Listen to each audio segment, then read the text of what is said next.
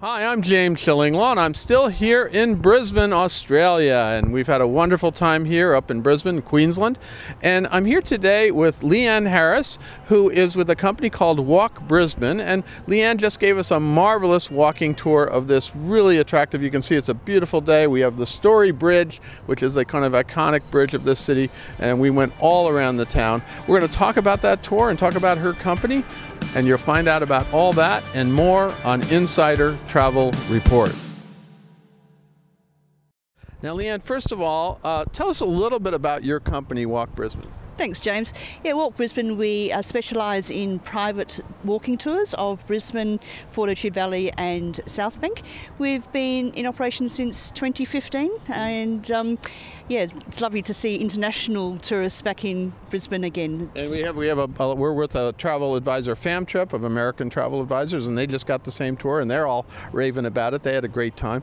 But talk a little bit about the history of Brisbane. How did this community start? Sure. So Brisbane, or Queensland, was a penal settlement. European settlement was a penal colony to start with. As you know, many Europeans came out to Australia as convicts and they went to Sydney in 1824, New South Wales decided that they needed somewhere to send the worst of the worst, those that had reoffended, and they sent John Oxley off to find another settlement, and he eventually came across... so you guys are the worst of the worst. We are the worst of the worst, absolutely. And then Queensland, of course, which was named after, I believe, Queen Victoria, right? That's correct, yes. Yeah. And then there is now a great rivalry now between Queensland and New South Wales, and we were talking about that the other day because they had this famous rugby match, a set of matches between Queensland and New South Wales, and you won, right? We did, that's right. State of Origin, it's a series of 3 rugby league games, and yeah, Queensland is fairly dominant in rugby league. I'd have to say I actually follow Australian rules football, but that's okay. See, that's another, you got to learn about all the sports, and I have seen Australian rules football too. Now let's talk about, because you do paint, we were talking around the streets of Brisbane, and even the streets are kind of named after really British royalty. They right? are. So in the CBD, the street names, one direction goes, I think it's east to west, are all boys' names, and north to south are all girls' names. Where we met, James, was Queen Street, so Queen Street Mall. Obviously, it's the centre of town. We have Charlotte Street, Ann Street, Adelaide Street, William Street, George Street, Edward Street, Felix Street. So it's pretty easy to find your way around Brisbane. Boys go one way and the girls go the other. And you're quite right. They've got connections back to the British monarchy. Well, I walked back and forth the length of Charlotte Street because I had actually forgotten my mic the other day. So I'm getting a little bit. So, and we started with things like, you tell us the stories of like the legend of Patrick Mayne. Tell us a tiny bit about that. Oh, a little bit about Patrick Mayne. So the Mayne family are a very integral part of Brisbane history. We can't give away too much, of course, James, of the story of Patrick Mayne, but it's fair to say that the Mayne family, their money that the family made over many years has been invested in Brisbane, and you might have to come on our tours to find out how they got there. That money is a little bit of a story of murder, mystery and intrigue, really. I think so. You had our appetite for that, and then of course the other thing, we went there because that's where we started, at the Brisbane Arcade, which is a beautiful, dates from I guess 1880s or something. It is, yeah. It's early 1900s. Actually, it's Victorian style. It's I don't know if you noticed the stained glass windows. The stained glass in there is just awesome. It's all original. It's been really well made. Incredible little shops and things like that are really very nice, unique. And then we moved on to King George Square, which is west side of your City Hall, which is very impressive. It is. City Hall built back in 1920, so it's just on 100 years old as well. And in there we saw a piece of sculptured art, didn't we, by Daphne Mayo. Yeah. It's very impressive, and even some of the Brisbane natives didn't know about it too much. But right. it's really great. And then it's really, there was a music festival going on in the. So then we kept moving, and we went past all of sort of what had been former government buildings, the Treasury, which is I believe now a casino. It is the old Treasury building. Somehow right? It's a beautiful.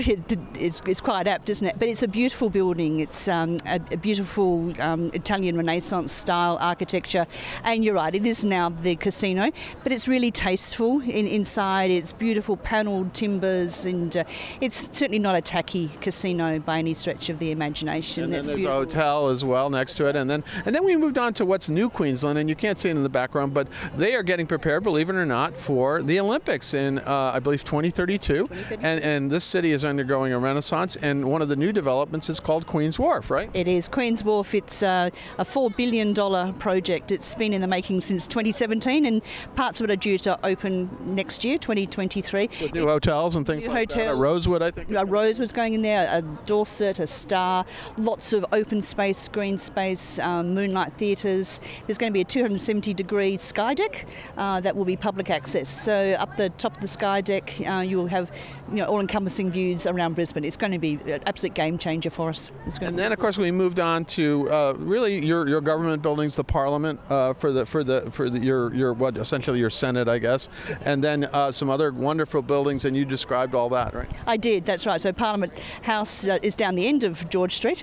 Again, it's a beautiful French-style Parliament House, and that's just at the top end of the Botanic Gardens. So it's a. And we walked through there, and it's a beautiful garden, but not before you gave us a little treat because a Lamington, right? Tell us what of a Lamington, because this is the origin of Lamington. Lamington. Right? So Queensland, every Australian state has a governor, and the governor is the Queen's representative in that state.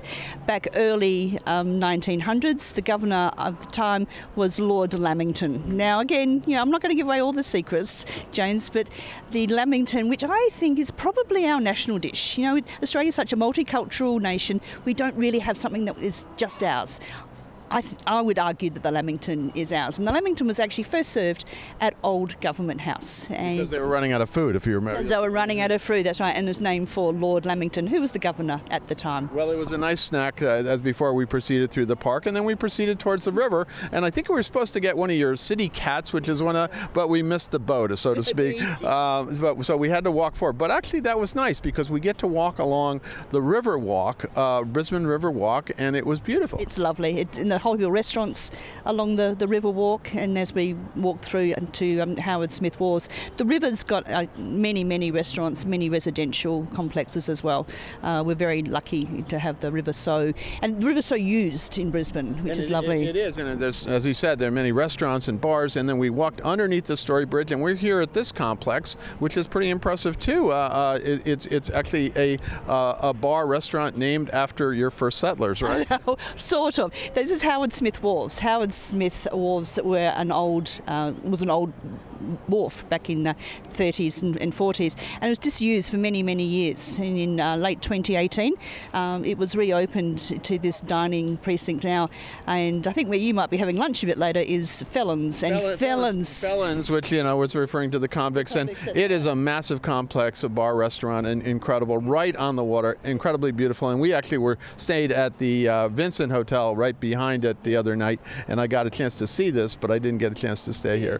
Now, tell me a little bit about your company again, and how we can get in contact with you, how our travel advisors can book these walking tours for their clients. Absolutely. So many ways. We have a website, www.walkbrisbane.com, or through any travel advisors and inbound operators.